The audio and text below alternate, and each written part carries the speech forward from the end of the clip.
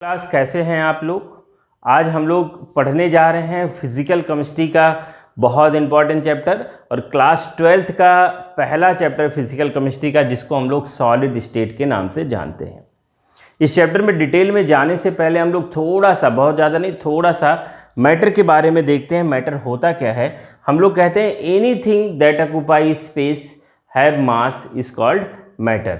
कुछ भी जो स्पेस ऑक्यूपाई करता है और जिसका मास होता है, अगर मास है तो 100% इसके स्पेस ऑक्यूपाई करेगा, और अगर स्पेस ऑक्यूपाई करता है और मास होता है तो उसको हम लोग क्या कहते हैं, मैटर कहते हैं।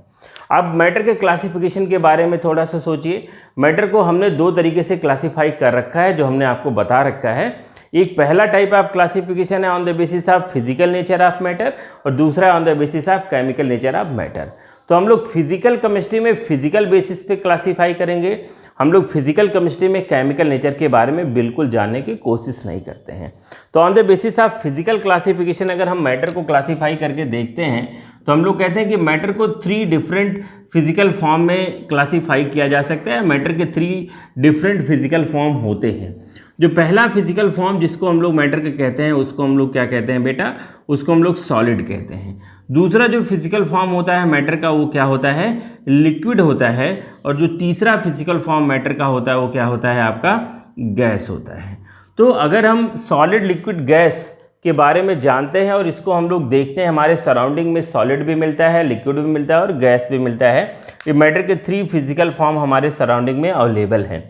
लेकिन अगर हमको पढ़ना है कि सॉलिड क्या होता है, लिक्विड क्या होता है, गैस क्या होता है, तो इसका पूरा आपको चैप्टर मिलेगा। जैसे ये जो चैप्टर है पूरा सॉलिड स्टेट है। आपका फिजिकल केमिस्ट्री का जो सेकेंड चैप्टर है सॉल्यूशन, उसमें आप लिक्विड स्टेट और लिक्विड के प्रॉपर्टी के बारे में डिटेल में पढ़ते हो। और जो गैसियस स्टेट है उसको क्लास 11th में आपने स्टेट ऑफ मैटर करके आपका एक टॉपिक है, उसमें आपने उसमें पढ़ रखा है। तो हम उसमें ब्रीफ नहीं करेंगे, हम उसमें नहीं जाएंगे क्या लिक्विड होता है, क्या गैस होता है, क्योंकि हमको इस चैप्टर में केवल सॉलिड पे ही फोकस करना है, सॉलिड के अंदर डीप स्टडी करनी है। तो समझते हैं सॉलिड क्या होता है। हम लोग सॉलिड को जब डिफाइन करते हैं तो कहते हैं the state of matter which have definite shape, definite size and definite geometry.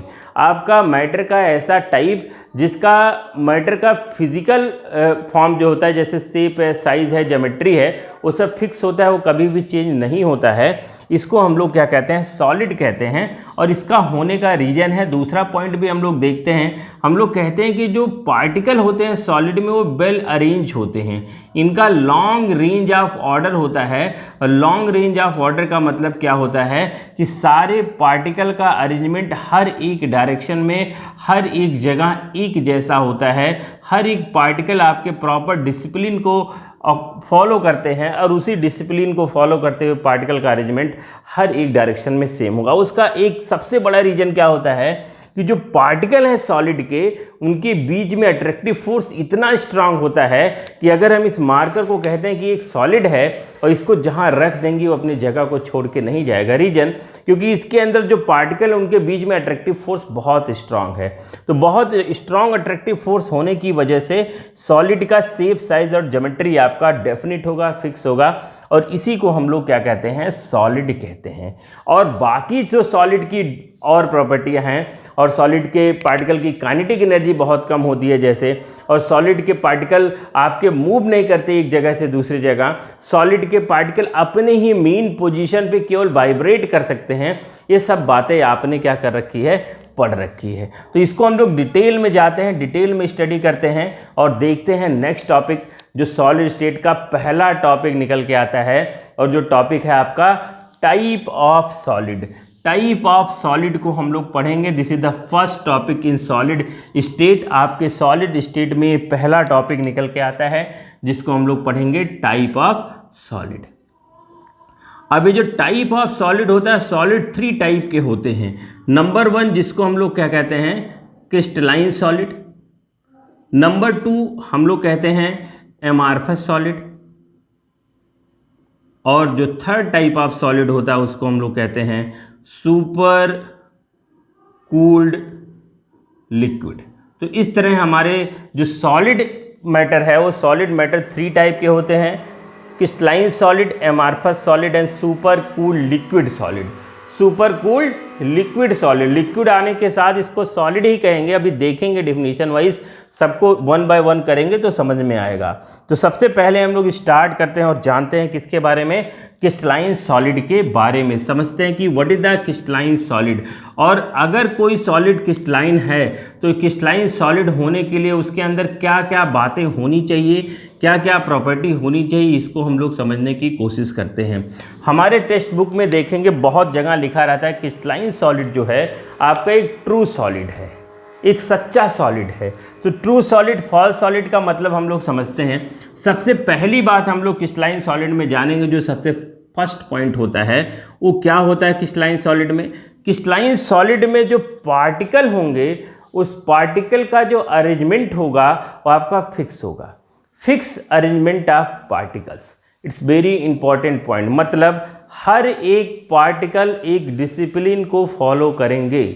अगर आपसे कह दिया जाएगा कि वो सॉलिड क्रिस्टलाइन है तो क्रिस्टलाइन सॉलिड का एक भी पार्टिकल अपनी जगह को छोड़ के नहीं जाएगा, एक प्रॉपर डिसिप्लिन को मेंटेन करेगा, जिसकी वजह से हम लोग क्या कह सकते हैं कि जो क्रिस्टलाइन सॉलिड है उसमें क्या होता है आपका फिक्स अरेंजमेंट ऑफ पार्टिकल। जो पार्टिकल हैं उनका एक फिक्स अरेंजमेंट निकल के आता है। और फिक्स अरेंजमेंट का कहने का मतलब, अगर मैं कहता हूँ ये पार्टिकल नंबर 1 है, ये पार्टिकल नंबर 2 है, और ये पार्टिकल नंबर 3 है, पार्टिकल नंबर 4 है, एंड सो ऑन, बहुत सारे ऐसे पार्टिकल हैं, तो पार्टिकल नंबर 1 जहाँ होगा वो अपनी जगह को चेंज नहीं करेगा, एक प्रॉपर डिसिप्लिन को मेंटेन करके रखेगा। उसी ये है पहली प्रॉपर्टी किसकी, क्रिस्टलाइन सॉलिड की। तो हमने बताया fix arrangement of particle, particle का जो अरेंजमेंट है वो क्या है आपका फिक्स है। दूसरी बात हम लोग समझते हैं, फिक्स अरेंजमेंट के साथ साथ क्या होगा आपका फिक्स क्या होने वाला है, शेप होने वाला है। फिक्स क्या होने वाला है, साइज होने वाला है। फिक्स क्या होने वाला है, ज्योमेट्री जो होगी वो क्या होगी आपकी, ज्योमेट्री भी आपकी फिक्स होने वाली है। मतलब जो भी आपका क्रिस्टलाइन सॉलिड होगा उसमें पार्टिकल का अरेंजमेंट फिक्स होने के साथ साथ, पार्टिकल का एक डिसिप्लिन अरेंजमेंट होने के साथ साथ उसका शेप, साइज एंड ज्योमेट्री क्या होगा आपका फिक्स होगा। तो आप कहोगे सर ये तो सॉलिड के डेफिनेशन की बात कह रहे हो। तो सॉलिड की डेफिनेशन की बात इसलिए कर रहे हैं बेटा, जो ट्रू सॉलिड होगा उसमें ये सारी बातें तो होंगी, एक अरेंजमेंट होगा, फिक्स होगा, जिसको हम लोग फिक्स अरेंजमेंट ऑफ पार्टिकल को एक बात और कह सकते हैं, long range of order. Long range of order का मतलब सिंपल ये निकल के आता है कि हर एक डायरेक्शन में पार्टिकल का अरेंजमेंट एक जैसा होगा। अगर मैं कहता हूं कि ये मेरा एक्स एक्सिस है, एक्स एक्सिस पे 10 पार्टिकल हैं तो वाई एक्सिस पे भी 10 पार्टिकल होंगे और जेड एक्सिस पे भी 10 पार्टिकल होंगे। तो हर एक जगह, हर एक डायरेक्शन में पार्टिकल का अरेंजमेंट एक जैसा होगा, हर एक पार्टिकल का शेप, साइज एक जैसा होगा। इसीलिए हम कह सकते हैं कि इसका फिक्स अरेंजमेंट पार्टिकल होगा, लॉन्ग रेंज ऑफ ऑर्डर होगा, और फिक्स शेप साइज के साथ उसकी ज्योमेट्री भी क्या होगी, फिक्स होगी, है ना। अब मैं आपको कहता हूं कि आपने क्या शुगर के क्रिस्टल को देखा है, और अगर आपने शुगर के क्रिस्टल को देखा है तो शुगर के क्रिस्टल छोटे हो सकते हैं, शुगर के क्रिस्टल बड़े हो सकते हैं, लेकिन अगर आप शुगर के क्रिस्टल को ध्यान से देखेंगे तो जनरली जो शुगर के क्रिस्टल होते हैं उस शुगर के क्रिस्टल आपके क्यूब के शेप की तरह होते हैं, क्यूबिक शेप में होते हैं, ये क्यूबिक शेप में होते हैं। और अगर इस क्यूब के शेप की बात करें, इसके 6 फेस होंगे, 6 फेसेस होंगे और 8 वर्टाइसेस होंगे। अगर आप देखेंगे 1 2 3 4 5 6 7 8 वर्टाइसेस हैं, और आप देखिए फर्स्ट फेस, इसके पीछे आपका ये सेकेंड फेस, ये आपका थर्ड फेस, ये आपका फोर्थ फेस। तो इसके आपका जो क्रिस्टल है शुगर का, उसके 6 फेस होंगे, 8 वर्टाइसेस होंगे, ये आपको मैंने बताया। तो मतलब शुगर का जो क्रिस्टल हो, चाहे छोटा हो चाहे शुगर का क्रिस्टल बड़ा हो, सारे शुगर के क्रिस्टल का शेप कैसा होगा, क्यूबिक होगा। इसी तरह से अगर हम बात करें किसके बारे में, अगर हम बात करते हैं डायमंड के बारे में, तो आपने देखा होगा कि डायमंड जो है कार्बन से मिलके बना होता है। डायमंड में कार्बन की सारी वैलेंसी आपकी फुलफिल होती है। और डायमंड में हर एक कार्बन का प्रॉपर अरेंजमेंट होता है, और जो प्रॉपर अरेंजमेंट निकल के आता है इसकी वजह से जो डायमंड आपका है उसका एक डेफिनिट शेप निकल के आता है। तो हम कह सकते हैं डायमंड हो गया, आपका ग्रेफाइट हो गया, सीजियम क्लोराइड हो गया, सोडियम क्लोराइड हो गया, और आपको जो मैंने बताया शुगर जिसमें सुक्रोज पाया जाता है, शुगर के क्रिस्टल हो गए। इन सब की ज्योमेट्री क्या होती है, फिक्स होती है। अब जो मैं पॉइंट बताने जा रहा हूँ वो काफ़ी इंपॉर्टेंट है। वो इम्पॉर्टेंट इसलिए है क्योंकि इतनी दो बातें होने के बाद अगर हमको पता लगाना पड़े कि ये जो मेरा सॉलिड है ये क्रिस्टलाइन सॉलिड है, एमॉर्फस सॉलिड है, तो हम कैसे पता लगाएंगे।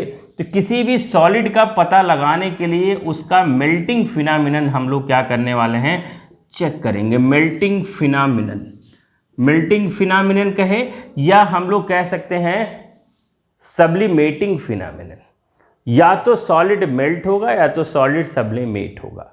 अगर सॉलिड मेल्ट होगा तो ये एक फिक्स टेम्परेचर पे मेल्ट होगा, और अगर ये सॉलिड सब्लिमेट होगा तो वो भी आपका फिक्स टेम्परेचर पे सब्लिमेट होगा। तो जिस टेम्परेचर पे आपका सॉलिड मेल्ट होता है उस टेम्परेचर को मेल्टिंग पॉइंट कहते हैं, और जिस टेम्परेचर पे आपका सॉलिड सब्लिमेट होता है उस टेम्परेचर को हम लोग सब्लिमेटिंग पॉइंट कहते हैं। जनरली सॉलिड आपके मेल्ट ही होते हैं, कुछ ही सॉलिड हैं जो आपके सब्लिमेट होते हैं, जो आपका सॉलिड से डायरेक्टली गैस में कन्वर्ट होते हैं। तो अगर हमको चेक करना है कि आपका वो सॉलिड जो हमारे पास रखा है, आपका क्रिस्टलाइन है, एमॉर्फस है कि सुपर कूल्ड लिक्विड है, तो उसके मेल्टिंग फिनोमेनन को हम लोग चेक करेंगे। जितने भी क्रिस्टलाइन सॉलिड होते हैं, सारे क्रिस्टलाइन सॉलिड का जो मेल्टिंग पॉइंट होता है वो कैसा होता है बेटा, sharp melting point. Sharp melting point, और शार्प मेल्टिंग पॉइंट का यहाँ क्या मतलब निकल के आता है, शार्प मेल्टिंग पॉइंट का मतलब है fix melting point. Melting point का जो टेम्परेचर होगा वो पूरी तरह से फिक्स होगा। कहने का मतलब अगर मेरे पास कोई क्रिस्टलाइन सॉलिड है और उसको मैंने टेम्परेचर देना शुरू किया, मैंने उसको हीट देना शुरू किया, तो एक पर्टिकुलर टेम्परेचर पे जाके वो मेल्ट होना स्टार्ट करेगा, और जिस टेम्परेचर पे वो मेल्ट होना स्टार्ट करेगा, तो आप जिस टेम्परेचर पे मेल्ट होना स्टार्ट कर रहा है और आप कितना भी टेम्परेचर बढ़ाओगे, जब तक वो पूरा सॉलिड मेल्ट होकर लिक्विड में नहीं कन्वर्ट हो जाता है तब तक आपका टेम्परेचर बिल्कुल नहीं चेंज होगा, और उसी टेम्परेचर को हम लोग क्या कहते हैं, मेल्टिंग पॉइंट। और ये फिक्स मेल्टिंग पॉइंट का मतलब है शार्प मेल्टिंग पॉइंट। आप सोच रहोगे ऐसे कैसे हो रहा है सर, तो आप घर पे एक छोटा सा प्रैक्टिकल कर सकते हो। आप सबके घर में आपका आइस क्यूब होगा, आइस क्यूब एक थर्मामीटर मार्केट से ले आइए, और थर्मामीटर से आप चेक करिए उस आइस क्यूब का मेल्टिंग टेम्परेचर। आइस जब मेल्ट होगा तो उसका टेम्परेचर होता है 0 डिग्री C, और जब तक पूरा आइस मेल्ट नहीं हो जाएगा तब तक आपके थर्मामीटर का टेम्परेचर इंक्रीज ही नहीं करेगा। मतलब पूरा का पूरा आइस आपका जब लिक्विड में कन्वर्ट होगा तब जाके टेम्परेचर 1 2 3 4 5 6 हो सकता है, लेकिन ड्यूरिंग मेल्टिंग प्रोसेस आपका टेम्परेचर क्या होगा, फिक्स होगा। इट्स वेरी इंपॉर्टेंट पॉइंट, ये बहुत इंपॉर्टेंट पॉइंट है हर एक सॉलिड के लिए। शार्प मेल्टिंग पॉइंट आपका होता है क्रिस्टलाइन सॉलिड का। तो हमने अभी तक 3 बातें देखी। हमने देखी अरेंजमेंट आपका पार्टिकल का लॉन्ग रेंज ऑफ ऑर्डर होगा, शेप होगा, साइज होगा, ज्योमेट्री आपकी फिक्स होगी। उसके बाद हमने जो सबसे इंपॉर्टेंट बात पढ़ी उसको हम लोग क्या कहते हैं, शार्प मेल्टिंग पॉइंट। इसके बाद हम लोग एक और प्रॉपर्टी देखते हैं जिसको फोर्थ प्रॉपर्टी कहते हैं, जिसको कहते हैं एन आइसोट्रॉपिक। An isotropic. अब ये क्या निकल के आया भाई, एन आइसोट्रॉपिक। हर एक सॉलिड की कुछ ना कुछ फिजिकल प्रॉपर्टी होती है। फिजिकल प्रॉपर्टी लाइक हम कंडक्टिविटी को ही देख लेते हैं, thermal conductivity, electrical conductivity, refractive index, बहुत सारी आपकी ऐसी प्रॉपर्टी होती हैं। तो अगर हम कहते हैं किसी भी सॉलिड की mechanical strength, electrical conductivity, thermal conductivity, और अगर ये सब नहीं कह सकते हो तो कह सकते हो physical property of solid. If the physical property of solid are different in different direction is called anisotropic। उसको हम लोग क्या कहते हैं, anisotropic कहते हैं। तो मैं बता रहा था एनाइसोट्रॉपिक के बारे में आपको।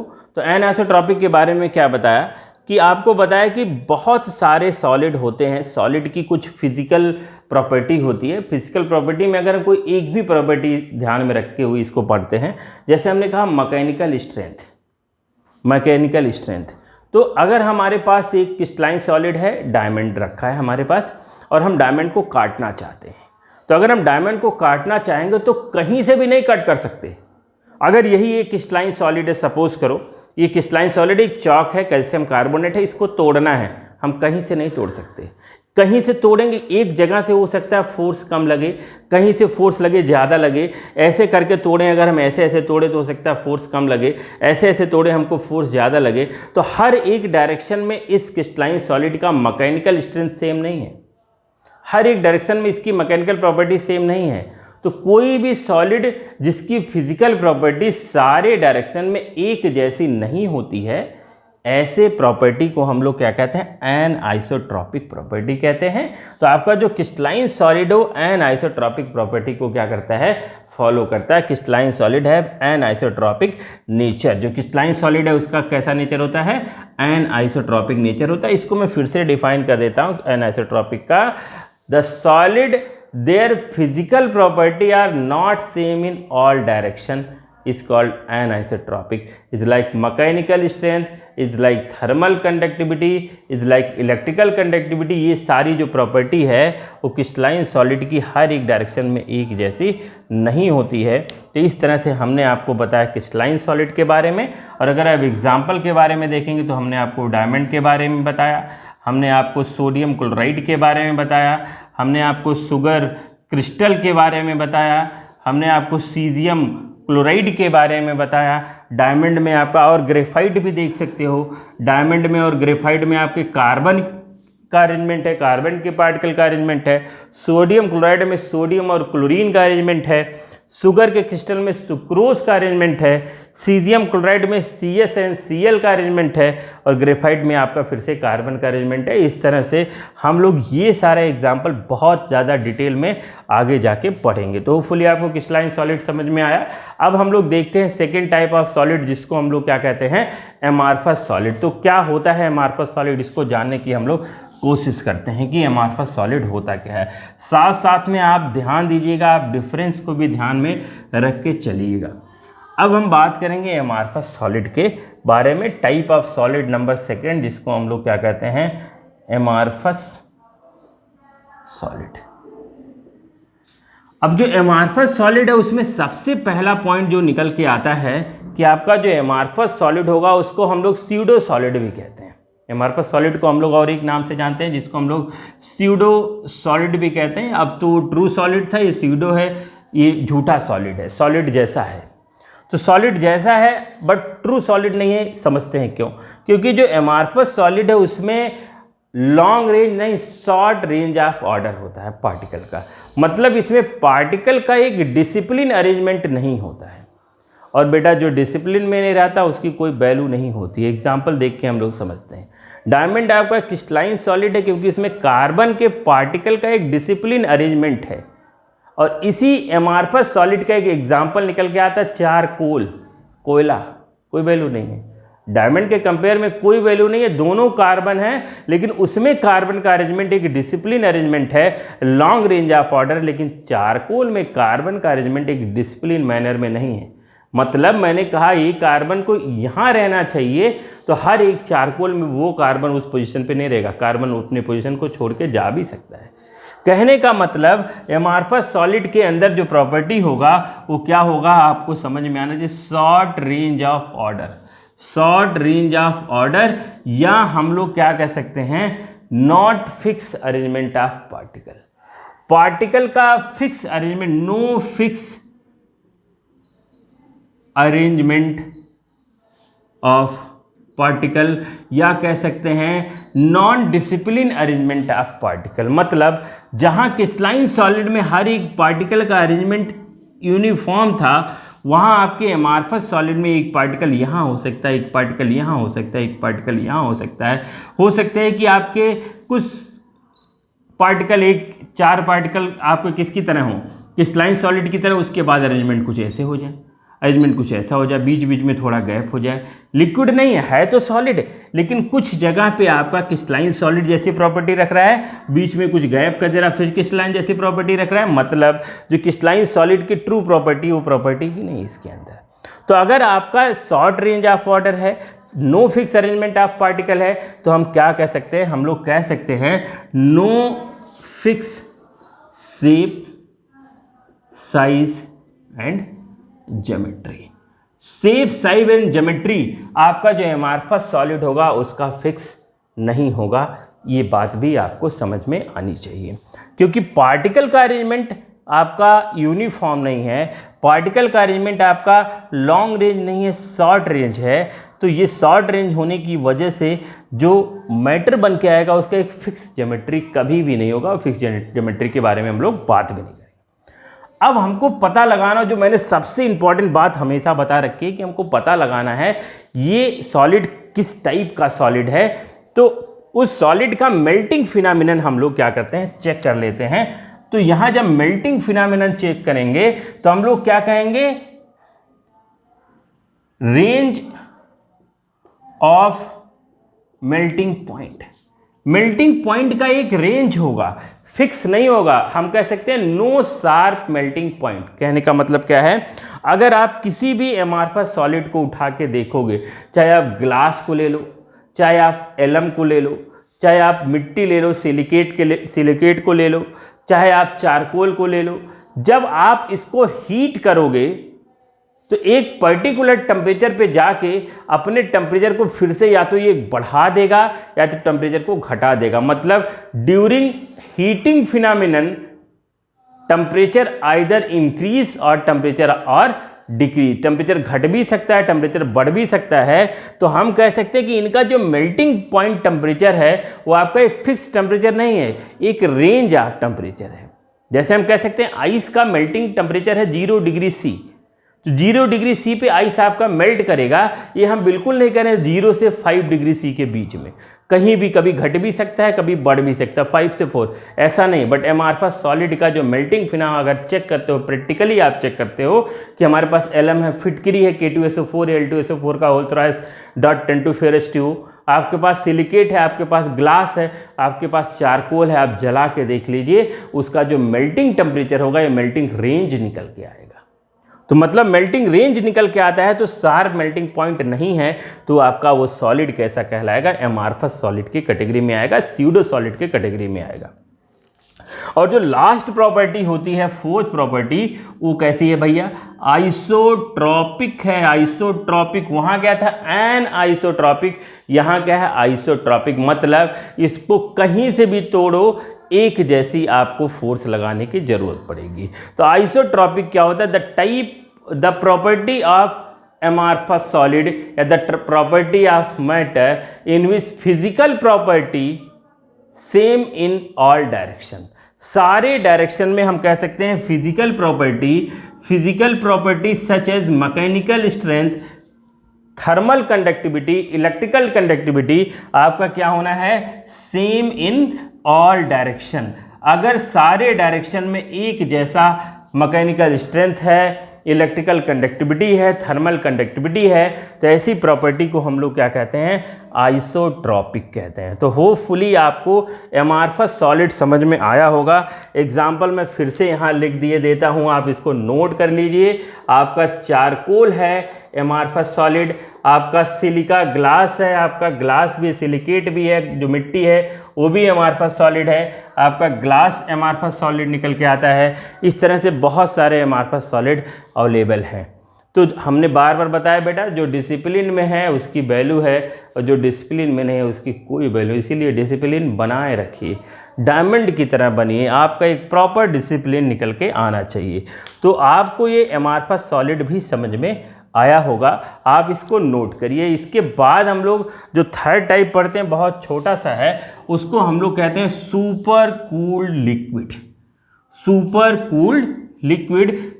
कूल्ड लिक्विड क्या होता है, it's the type of solid, जिसको कहते हैं, it's the type of solid that look like solid की तरह दिखेगा but not a single property, कोई सिंगल प्रॉपर्टी उसके अंदर सॉलिड की नहीं होगी, मतलब दिखेगा look like solid but not solid.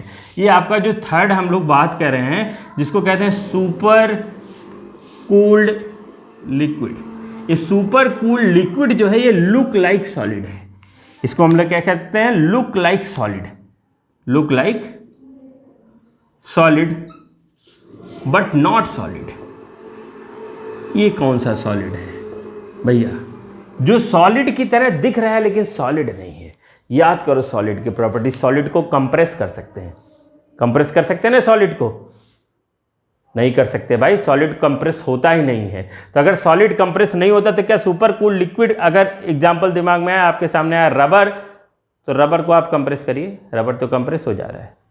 तो मतलब सॉलिड कंप्रेस नहीं होता, रबर कंप्रेस हो रहा है, लेकिन क्या रबर लिक्विड है क्या, नहीं, रबर आपका सॉलिड है, दिख रहा है आपका सॉलिड की तरह लेकिन प्रॉपर्टी नहीं है सॉलिड की तरह। तो ऐसे सॉलिड को हम लोग क्या कहते हैं, सुपर कूल लिक्विड।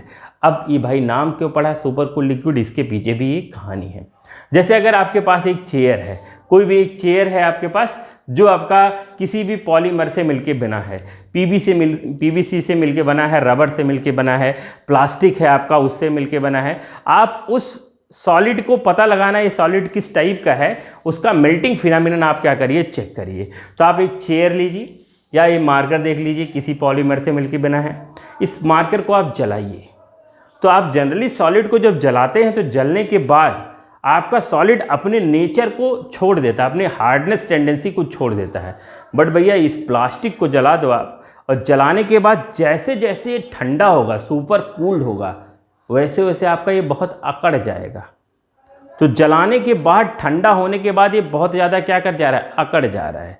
अकड़ने का मतलब यहाँ क्या है कि after heating it convert into liquid and after cooling this liquid again reform in another shape, किसी और शेप को ऑक्यूपाई कर ले रहा है। जिस शेप में था उस शेप में नहीं है, और जिस शेप में ऑक्यूपाई कर रहा है वो शेप आपका बहुत ज़्यादा हार्ड हो जा रहा है। आप घर पे करके देख लीजिए, एक प्लास्टिक लाइए, छोटी सी पन्नी लाइए, और पन्नी को ध्यान से देखिए और उसको खींचेंगे, स्ट्रेच करेंगे, उसमें इलास्टिसिटी सब कुछ होगा। लेकिन जब उस पन्नी को जला देंगे और जलाने के बाद उसको एक कहीं छोड़ देंगे और छोड़ेंगे, देखेंगे उसका शेप ही पूरा चेंज हो गया है। जलाने के बाद उसका पूरा शेप ही नहीं चेंज हुआ, और जैसे जैसे ठंडा हुआ और ठंडा होने के बाद जब उसको टच करोगे तो देखोगे भाई क्या हार्डनेस आ गई है। अब उसको हम उस तरह से स्ट्रेच नहीं कर सकते, चाहो तो आप इसका बॉल बना सकते हो। और अगर एक 4-5 पन्नी लीजिए, उस पन्नी को जलाइए, छोटा सा बॉल बनाइए, बॉल जब सूख जाए उसको खींच के किसी को मारिए, देखिए कितना चोट लगेगा, क्या मैकेनिकल स्ट्रेंथ निकल के आती है।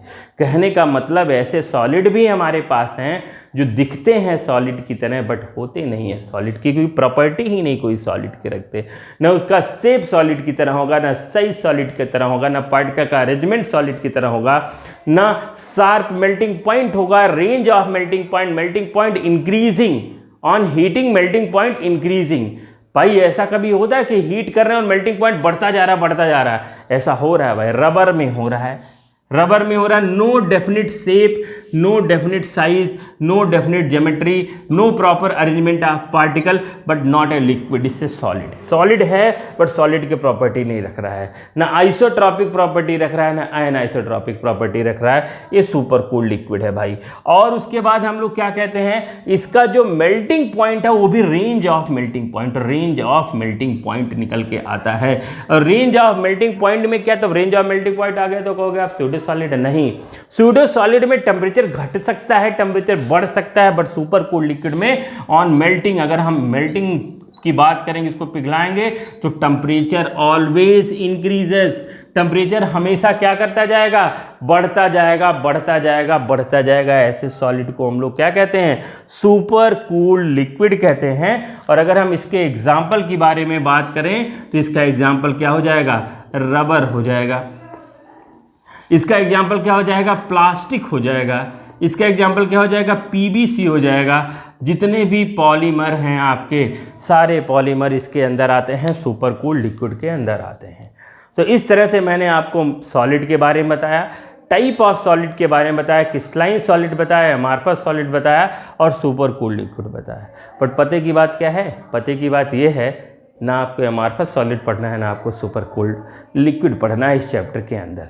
तो आप सोचोगे आपने पढ़ा क्यों, इसलिए पढ़ा क्योंकि आपको पता लग जाए कि सॉलिड की भी और कैटेगरीज होती है। कल को 1-2 नंबर का क्वेश्चन पूछ लिया तो पूछ लिया, लेकिन बहुत कम चांस होता है। तो इस पूरे चैप्टर में हमको डिटेल में 3D स्ट्रक्चर, 2D स्ट्रक्चर जिसका पढ़ना है वो कौन सा है आपका क्रिस्टलाइन सॉलिड, ट्रू सॉलिड पढ़ेंगे हम लोग। फास्ट और सुपर कूल्ड के बारे में बिल्कुल भी स्टडी नहीं करेंगे, यही इतना ही पढ़ना है। तो पूरे चैप्टर में डिटेल से मेरा नेक्स्ट लेक्चर होगा क्रिस्टलाइन सॉलिड के बारे में। तब तक सबसे रिक्वेस्ट है पूरे टॉपिक को आप रिवाइज करिए, लेक्चर को आगे पीछे करके आप देख सकते हो। और अगर आपने मेरा चैनल सब्सक्राइब नहीं किया है तो तुरंत सब्सक्राइब करो, लाइक करो, शेयर करो and thank you very much.